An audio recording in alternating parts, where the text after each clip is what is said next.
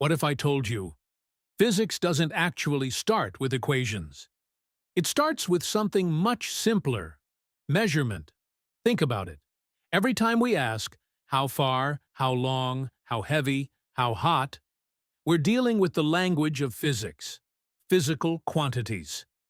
In this video, we'll explore what a physical quantity really is, how it's made up of a magnitude and a unit, and why some are called fundamental, while others are derived. By the end, you'll see that measurement isn't just about numbers. It's the foundation of how physics explains the world around us. A physical quantity is any property of nature that can be measured with an instrument and expressed in numbers with a specified unit. Examples include time, distance, mass, and temperature.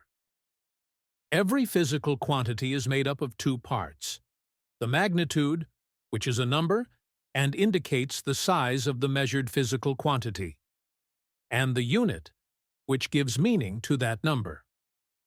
For example, if I say a car travels 100 meters, here, 100 is the magnitude, indicating the size, and meters is the unit, giving meaning to that size.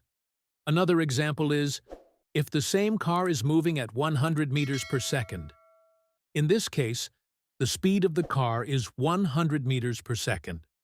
100 is the magnitude, indicating how fast the car is moving, and meters per second is the unit. First, let's start with fundamental quantities. Some quantities cannot be defined in terms of anything else. These are called fundamental quantities or base quantities. They are a set of three base quantities in nature, from which all other quantities can be obtained. They are length, measured in meters, and the symbol for meters is m. Mass, measured in kilograms, and the symbol for kilogram is kg. Time, measured in seconds, and the symbol for seconds is s. These are the building blocks of physics. Let's take a look at the second type of physical quantities. These quantities are formed by combining two or more fundamental quantities through simple mathematical operations such as multiplication or division. These are called derived quantities. For example, area is length times length, and the units for length is the meters with symbol m, which is a fundamental quantity. Therefore, m times m equals m squared. So area, which is a derived quantity, is measured in square meters. Also, speed is distance divided by time. And the units for distance is the meters with symbol m, and the units for time is the seconds with symbol s, which are both fundamental quantities. Therefore, m divided by s equals m over s. So speed is measured in meters per second.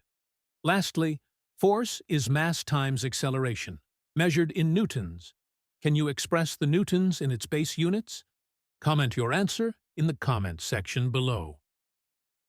In short, fundamental quantities are the foundation, and derived quantities are built upon them.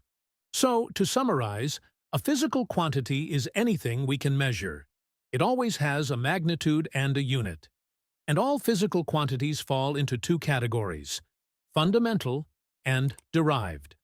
This is where the journey of physics begins. Thank you for watching, and I will see you in my next video.